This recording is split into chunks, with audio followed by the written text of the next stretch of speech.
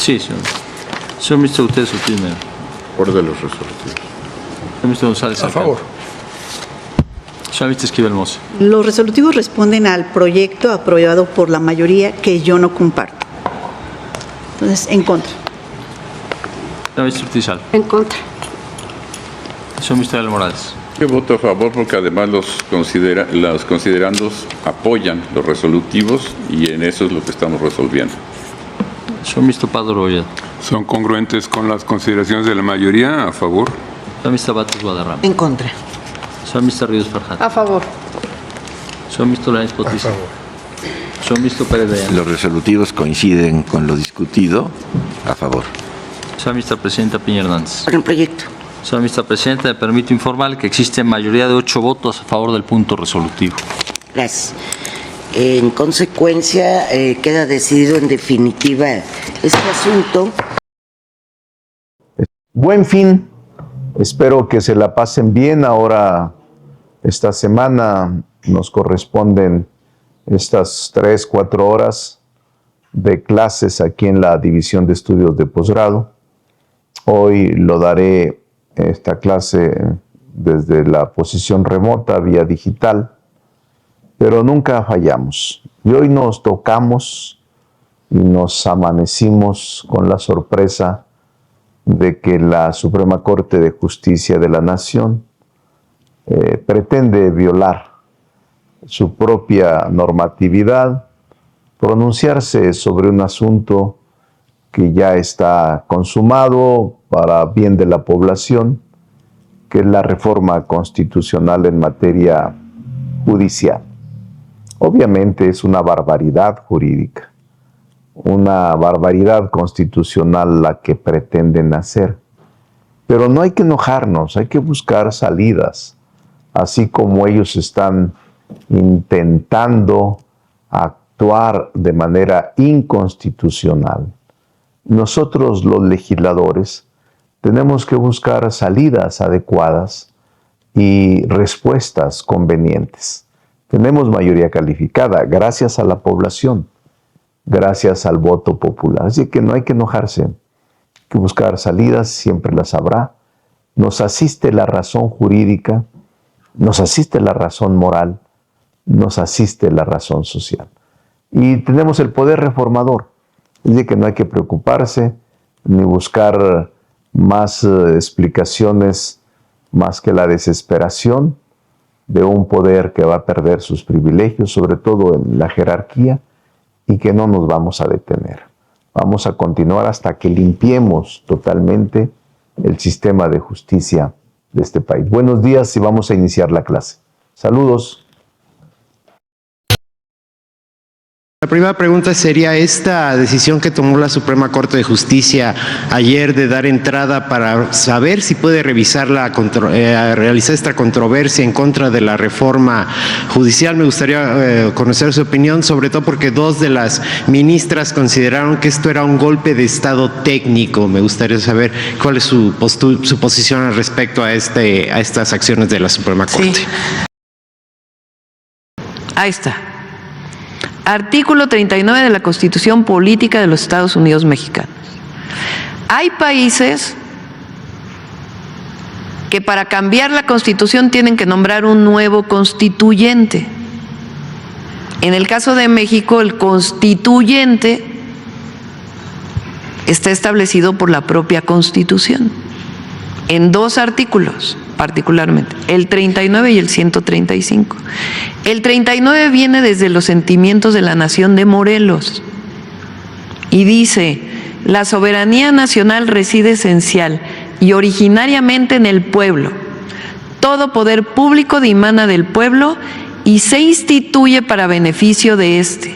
El pueblo tiene en todo tiempo el inalienable derecho de alterar o modificar la forma de su gobierno. ¿Qué dice el 135? La presente Constitución puede ser adicionada o reformada. Para que las adiciones o reformas lleguen a ser parte de la misma, se requiere que el Congreso de la Unión por el voto de las 2/3 partes de los individuos presentes. Este es un artículo de la Constitución. Acuerden las reformas o adiciones y que éstas sean aprobadas por la mayoría de las legislaturas de los estados y de la Ciudad de México. El Congreso de la Unión o la Comisión Permanente, en su caso, harán el cómputo de los votos de las legislaturas y la declaración de haber sido aprobadas las adiciones o reformas. En ningún lugar de la Constitución Política de los Estados Unidos Mexicanos dice que la Corte puede cambiar la Constitución o puede declarar inconstitucional lo que ya fue declarado constitucional. ¿Cómo es declarado constitucional? Así, con la mayoría calificada de la Cámara de Diputados, de la Cámara de Senadores y de la mayoría de los congresos de los estados. Eso ocurrió con la reforma al Poder Judicial. ¿Qué pienso yo que pretenden con esto? Primero, que nosotros digamos juicio político, traición a la patria. No lo vamos a hacer, es mi opinión. Porque ¿qué quieren? Demostrar que somos un gobierno autoritario. No lo somos. La presidenta fue electa por el pueblo de México. Los diputados, diputadas, senadores, senadoras fueron electas por el pueblo de México. Somos un gobierno democrático y somos demócratas. Va a haber elección de jueces, de magistrados, magistradas, ministros y ministras de la Suprema Corte, porque eso es lo que dice el 39 constitucional, es la decisión del pueblo de México. Entonces, no tiene sustento lo que está haciendo la Corte, 8 ministros de la Corte, que defienden privilegios, para empezar los suyos, los de los 400,000 pesos al mes que ganan. Y no solo son los ministros, sino un grupo que se reúne alrededor de la ministra presidenta a la transformación, que es una decisión del pueblo de México. No la pueden parar 8 ministros de la Suprema Corte de Justicia. Mira que si la Suprema Corte se arrogara atribuciones que no tiene, violaría el principio de supremacía constitucional, así como la división de poderes y el Estado constitucional de derecho. La Suprema Corte estaría dando un auténtico, y lo digo con todas sus letras, golpe de Estado, al pretender someter a control constitucional el trabajo del Poder Constitucional Reformador, que ha participado en el proceso de reforma constitucional en materia de Poder Judicial, en estricto cumplimiento del ordenado en el artículo 39 constitucional, que establece que todo poder público dimana del pueblo y se instituye en beneficio de éste, que en todo momento tiene el inalienable derecho de alterar o modificar su forma de gobierno. Además, ningún poder constituido puede abstraerse de la órbita en que la Constitución sitúa su esfera de competencias. Por ello resulta inaceptable la pretensión de atribuir facultades metaconstitucionales a esta Suprema Corte a efecto de subordinar a los otros poderes de la Unión e incluso al poder reformador constitucional, emergiendo como un auténtico supremo poder conservador que ni en los mejores tiempos del conservadurismo del siglo XIX concentró tal poder, soslayando completamente el principio de separación de poderes y de supremacía constitucional como fundamentos de la República. La Suprema Corte de Justicia de la Nación, por 8 votos a favor, demostró su carácter faccioso al plantear que está por encima del Poder Legislativo, que tiene atribución soberana como constituyente permanente de reformar la Constitución. Ni la Suprema Corte de Justicia de la Nación, ni el Poder Judicial tienen atribución jurídica alguna para revisar los actos de esta soberanía y del Poder Legislativo. No puede, no debe la Suprema Corte de Justicia de la Nación erigirse como supremo poder por encima del Poder Legislativo y del Poder Ejecutivo y sobre todo del soberano, que es el pueblo de México. Por esta razón, esta presidencia plantea con toda claridad y firmeza que la elección de las personas juzgadoras se llevará a cabo el primer domingo de junio de 2025, lo quiera o no lo quiera la Suprema Corte de Justicia de la Nación. Porque algunos los designa el presidente y otros el Senado. La reforma ¿Todos son designados por el presidente? de ahora que viene la discusión de las leyes secundarias, ¿qué es lo que ustedes dicen?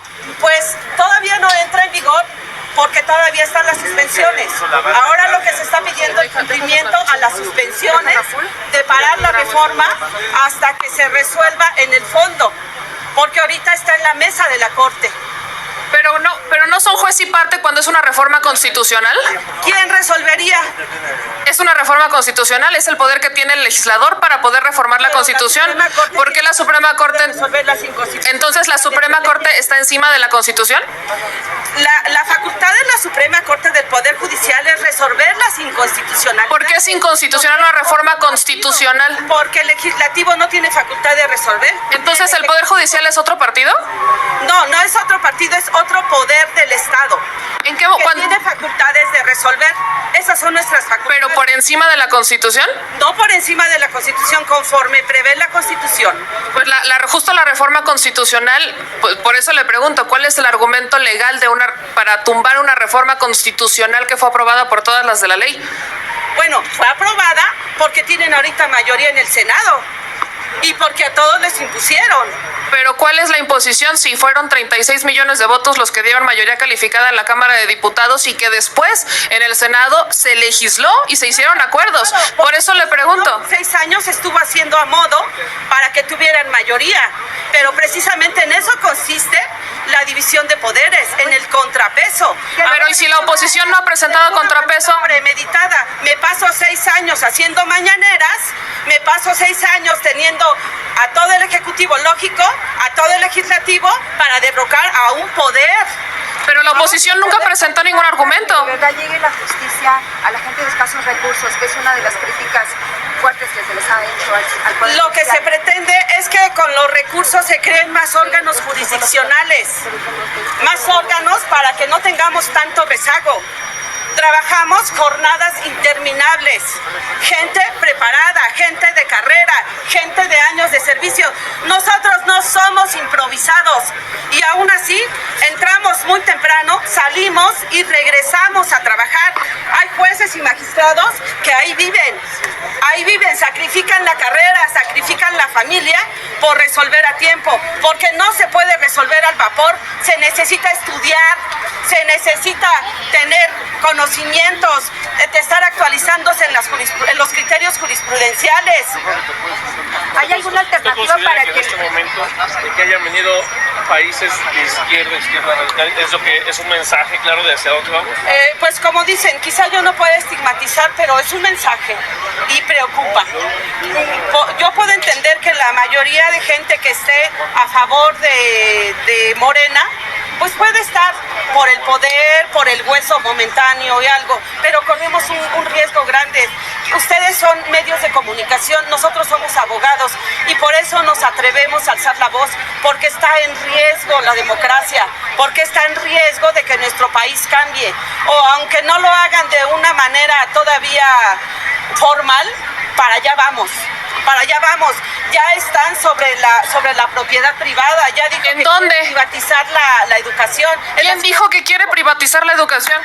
¿Me repites su nombre, por favor? Hermelinda Martínez, juzgado tercero de distrito en Pachuca. Gracias. ¿Pero quién dijo que quieren privatizar la educación? ¿Perdón? ¿En qué propiedad privada ya está? Por ejemplo, aquí en la Ciudad de México ya se votó la ley de la propiedad privada. ¿Qué ley fue esa? Ya salió. ¿No fue la de la propiedad social? Sí, No es propiedad privada. Privada es una y propiedad social es... Exacto, la reforma fue de propiedad social. Bueno, pero va por... Pero no se supone que si es abogada debería saber eso. Que si tienes más de 2 casas y las rentas te pueden multar. En realidad lo que se puso fue un límite en las rentas. Tú ya pagaste tus derechos. Por supuesto. Muchas gracias. ¿Hermelinda qué? Martínez.